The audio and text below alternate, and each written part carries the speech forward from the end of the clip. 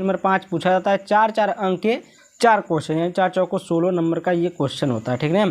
तो 5 का क है, परासरण एवं परासरण दाब से आप क्या समझते हैं? एक प्रोटीन के 200 सेंटीमीटर क्यूब जलीय विलयन में 1.26 ग्राम प्रोटीन है। प्रोटीन का मोलर द्रव्यमान 61.022 ग्राम मोल इनवर्स है। 300 केल्विन पर इस विलयन का परासरण दाब क्या होगा, ठीक ना। तो परासरण दाब पहले आप परिभाषा देख लीजिए, फिर इस सवाल को हम लोग लगाते हैं, ठीक ना। तो देखिए, परासरण एवं परासरण दाब अर्ध पारगम्य झिल्ली से होकर किसी शुद्ध विलायक से विलयन में अथवा एक तंतु विलयन से सांद्र विलयन में विलायक का स्वतः प्रवाह परासरण कहलाता है। यानी कि अर्ध पारगम्य झिल्ली से होकर किसी शुद्ध विलायक, अगर कोई शुद्ध विलायक है अर्ध पारगम्य झिल्ली से होकर के आराम से चला जा रहा है उस पार, तो उसको क्या बोलेंगे? परासरण कहलाता है।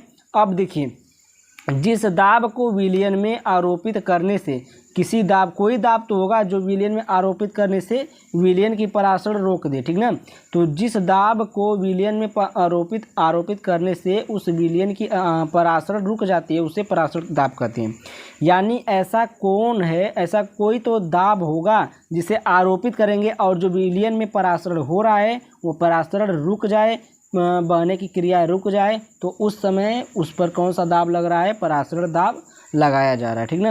अब क्वेश्चन को देखिए, क्वेश्चन में है, तो ये क्वेश्चन आप लोग पढ़े हैं कि एक प्रोटीन के 200 सेंटीमीटर क्यूब जलीय विलयन में 1.26 ग्राम प्रोटीन है। प्रोटीन का मोलर द्रव्यमान इतना है और 300 केल्विन पर इस विलयन का परासरण दाब क्या होगा? ये क्वेश्चन है। क्वेश्चन देखिए, हल है, दिया है कि पाई बराबर आपको निकालना है, ठीक ना। ये क्या है? पाई है। पाई बराबर आपको क्या करना है? निकालना है।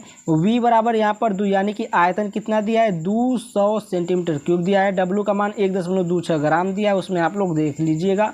एम बराबर देखिए 61.022 ग्राम मोल इनवर्स दिया है।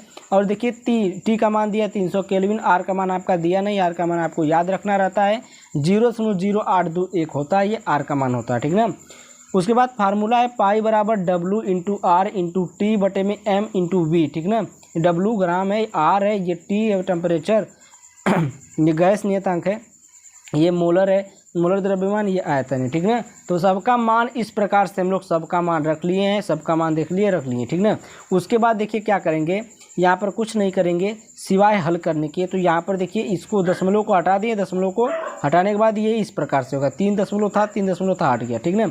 उसके बाद इस दशमलव को हटाए हैं, 0 बढ़ाकर 0 काटे हैं तो दशमलव हटाए, ठीक ना। फिर ये इस प्रकार से हो गया और ये इस प्रकार से हो गया, ठीक ना। जैसे कि इसको हम 2000 है ना, तो 2000 को हम क्या लिख सकते हैं? 2 गुणे, ये 2 गुणे लिख सकते हैं ना, 2 गुणे 10 के पावर 3 लिख दिए, ठीक। उसके बाद इसको इस प्रकार से हल किए हैं कि ये आंसर आ गया 2.54, 2 गुणे 10 के पावर -3 वायुमंडल, ठीक ना।